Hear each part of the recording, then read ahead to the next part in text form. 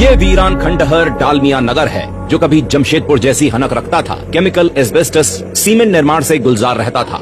आज भी लोग उस दौर को याद कर गर्व और गम दोनों से भर उठते हैं। सभी लोग जीवन सरकारी नौकरी में हम लोग को लगा, लेकिन छोड़कर चले आए जितना सुविधा थी यहाँ पर।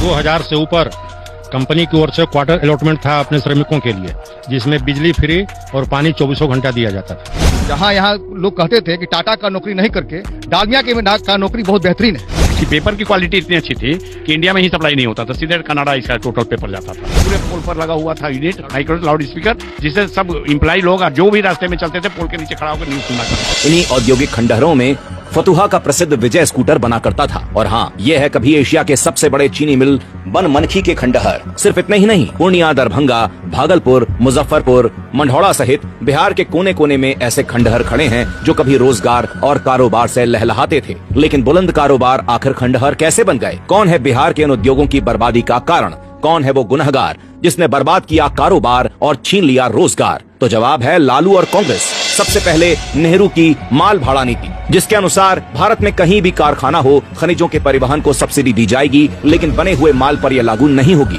नतीजा, बिहार के खनिजों से दूसरे राज्य तो फले फूले, लेकिन बिहार के उद्योग बने हुए माल पर कम मुनाफा के कारण बिहार छोड़ने लगे। इतना ही नहीं, जब डालमिया नगर जैसे केंद्रों ने अपने प्रबंधन में इंदिरा गांधी और नेहरू परिवार का हस्तक्षेप स्वीकार नहीं किया, तो फिरोज गांधी की रिपोर्ट के सहारे गांधी परिवार ने उनमें आग लगा दिया। बिल्कुल आज के हिंडनबर्ग रिपोर्ट की तरह। फिर आया लालू का गुंडा राज, जिसने बचे उद्योगों, मिलों और छोटे बड़े कारखानों का काम तमाम किया। अपहरण, फिरौती, हर दिन प्रबंधन में हस्तक्षेप और रंगदारी की मार से बिहार के रोजगार के केंद्रों ने दम तोड़ दिया। 1951 तक जिस बिहार में पूरे भारत की 6.51% रजिस्टर्ड फैक्ट्री थी, पूरे देश के 56 में से 33 चीनी मिलें और मात्र चीनी मिलों का रोजगार प्रतिशत ही 29.5% था, उसे लालू कांग्रेस ने इस कदर बर्बाद किया जिसका दंश बिहार झेल रहा है। देश भर में रोजगार के लिए भटक रहा है। आज बिहार का उद्योग पुनः खड़ा हुआ है, लेकिन अपने बर्बादी के सौदागरों को नहीं भूला और ना बिहार कभी भूलेगा। चाहे गुंडा राज के युवराज कितना ही झूठा वादा क्यों न करें, बिहार अपने गुनाहगारों को माफ नहीं करेगा।